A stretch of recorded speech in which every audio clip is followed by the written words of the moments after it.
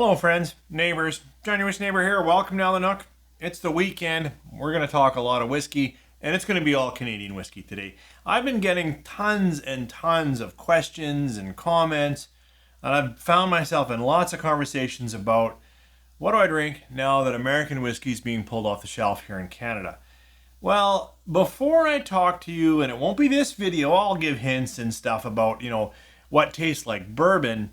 I want to spend a little bit of time talking to you about Canadian whiskey. I'm going to artificially make up 4 categories, and I'm going to talk to you about each one and what I'm looking for when I go for a good Canadian whiskey in one of those categories. So, pour something Canadian, and if you're out of country, stay here and let's talk about Canadian whiskey, because I just can't help it. I just love educating a little bit, and I really hope to dispel some myths and give some good thoughts to Canadian whiskey. So it's not really about, hey, I really like this bourbon and I'd like this other thing that tastes just like that. I might shoot that video yet, but this is like, let's understand Canadian whiskey a bit together.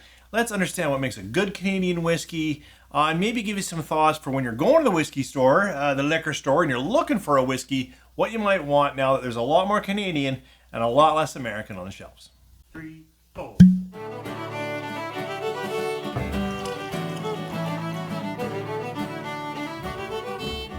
Well, thanks for staying with me. As I said, I will shoot, I think, a series like on each one of these categories coming out later to better get into it and to talk to you about, like, hey, I really love bourbon and I can't get it.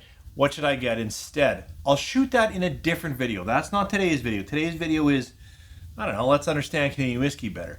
And before I get going, I just want to say most of my audience lives in the States, and we're friends. We're neighbors. What's going on now is not between people. It's a political thing, and I struggle to understand it. I get renegotiating deals and stuff like that, and we got to take care of ourselves. I get some of that.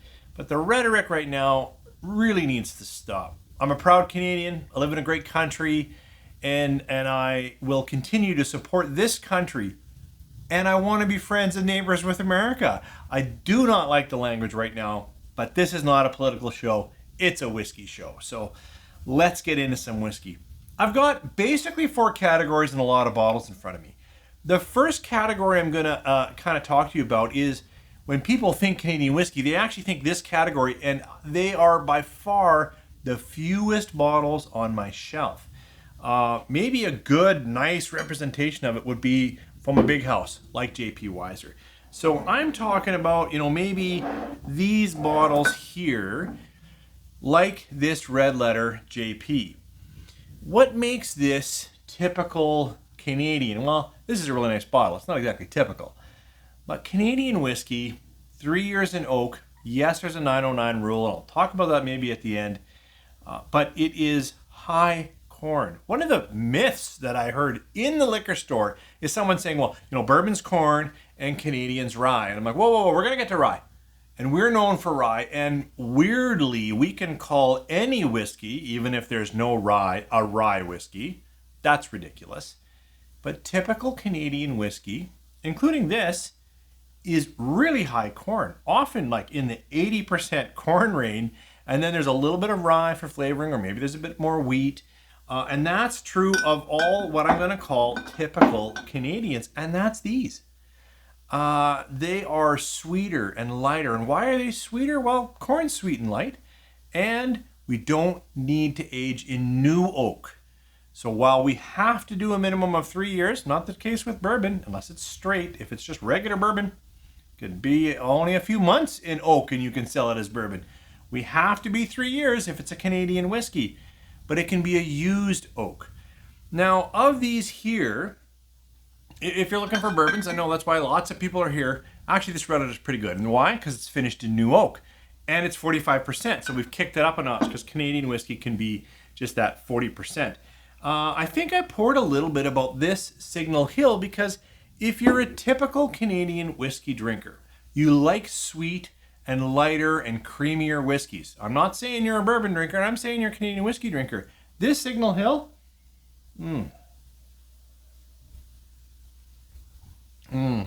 It's buttery, it's maple syrup, it's brown sugar.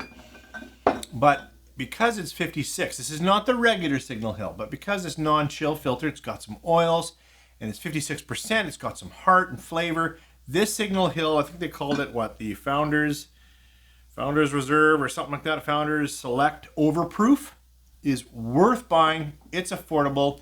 If you like typical Canadians, but you want to go a little more, that's a good one. The next big category, and again, I'm going to probably shoot a video on each one, is, ryes. And I've got a few examples. I've tried to keep like one bottle from each distillery house. And you know what, I'm going to put Sons of Anne on here, although it's hard to get Sons of Vancouver, small batches. But this got, Rye of the Year. And I want to say to everyone, Canadian rye is second to none. So if you find yourself that, hey, I like American ryes, American ryes can actually be only 51% rye and then a lot of other stuff, most, corn and whatever. These ryes are ryes. They're 100%, well, actually this downriver I think is 20% barley, so that's an interesting mix. But, Alberta Premium, you can get it cask strength, please. Don't get the regular, get the cask strength, please, please, please. And Lot 40, you know what, I'll highlight this one too. Lot 40, if you're looking for an affordable bottle of rye, check out Lot 40. It's a copper pot distilled. The other do a column and then they do a second run in copper pot. It's off the floor, so it's 43%. It is 100% rye grain. None of that 909 rule. Again, I'll talk about that later. This is absolutely worth it. It's on the shelf. Actually, dark oak, if you're looking for a little more oak. I think if you like rye or high rye bourbons, just chase Lot 40. But if you want to understand rye, something from Sons of Van is worth checking out. This Realms of Rye bottle here, this one is the, the citrus one, and it's, it's still dark and fruity. And I know this one, you talk about botanicals and citrus notes, and, now that I say that, I can get it. I get some orange, I get some grapefruit even, but it's still a dark rye. It's still got lots of chewy fruit flavors in it. I gotta have a sip.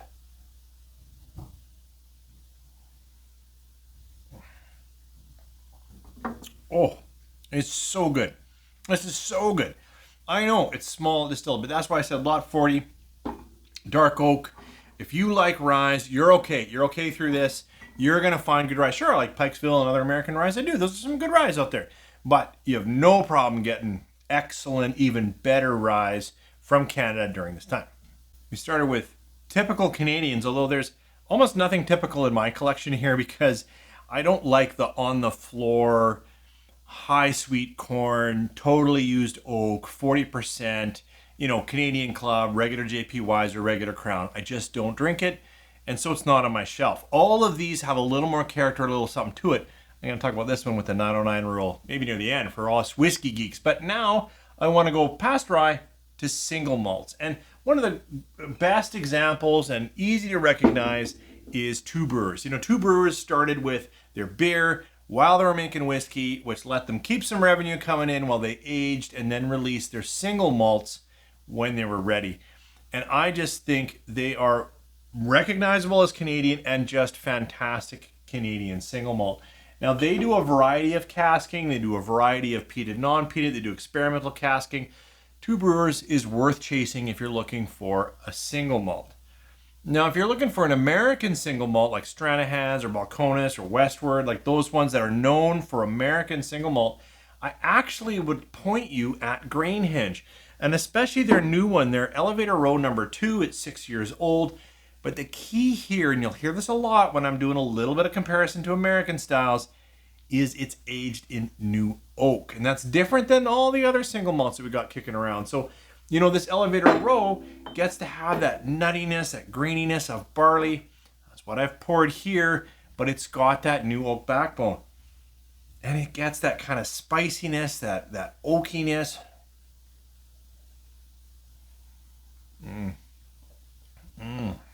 That is really, really good. So if you're an American single malt fan, really you're covered if you can figure out how to get some Elevator Row number 2 out of Red Deer. But for regular single malt folk, I can't recommend Two Brewers enough. McAloney's is doing great stuff. I haven't had enough of their stuff. Shelter Point, really good.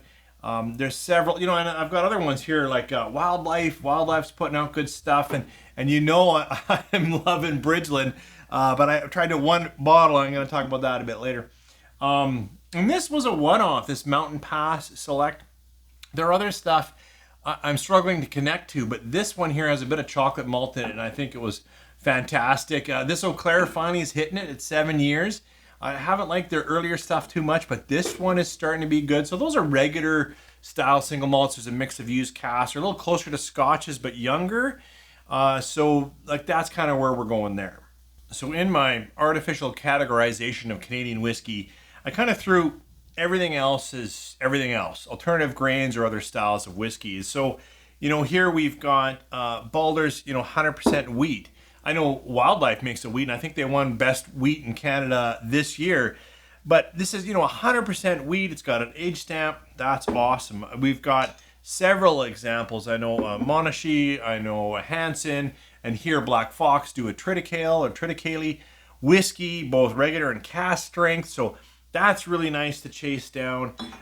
You know, we've got Wayne Gretzky. I know that name's really tough right now, but the distilling hobbit behind this knows how to make whiskey, and this single oat is really phenomenal whiskey. And then you've heard me highlight this before, but I'm going to do it again, Dawn at Last Straw. Like I have to say, this rice whiskey is absolutely one of the most unique whiskeys I've ever had. Is this? Oh yeah, it is absolutely like a good rice pudding. And for me, that was like, you got a bit of leftover rice, and then you kind of fry it to get that Maillard reaction. So you got that browning of rice, and then you've got some sweetness. Some, you know, you put some milk in there, and cinnamons and brown sugar, and you've got raisins maybe. Wow. Okay, seriously, I know it's expensive, but if you've got a collection like this behind me, and you want something that tastes like nothing else on your shelf, but is also really good, if they still make this, I don't know if they do. It is unique and deserves to be on the shelf. I also want to give high praise and shout out to this Macaloni's.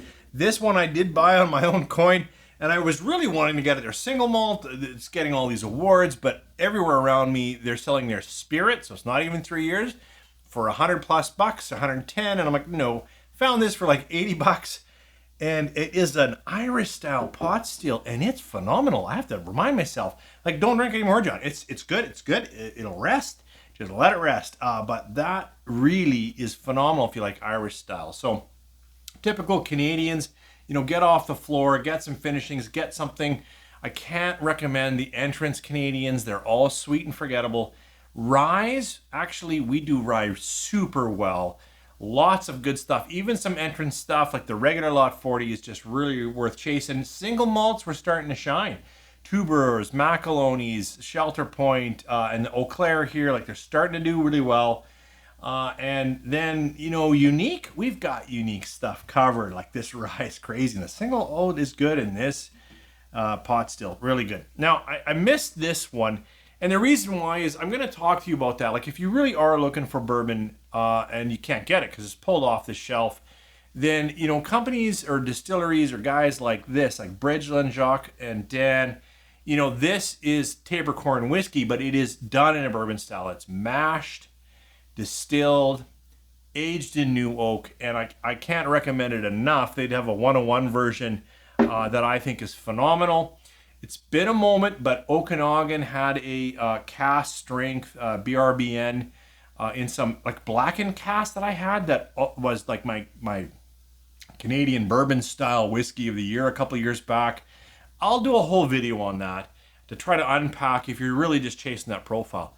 But I wanted to say first, there's lots of whiskey in Canada, and it's always good to chase after good whiskey in that style.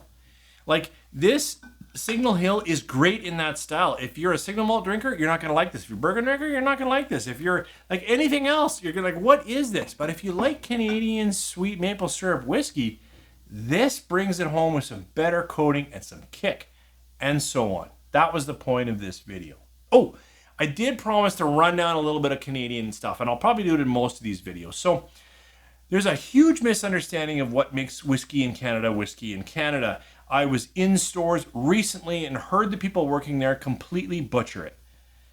So, just to be clear, to be a whiskey in Canada, you have to be distilled, it has to be a grain product, it has to be aged in oak for 3 years. This is the tricky part though. You're allowed to have up to 9.09% or 1 barrel for every 10 of a different aged spirit at least 2 years, like sherry or bourbon. And in fact, that's how that rule got in the mix. In a trade war years older than current, Americans were taxing our Canadian whiskey in there, and we were like, how do we, like, we don't, this tariff, this tax is crazy.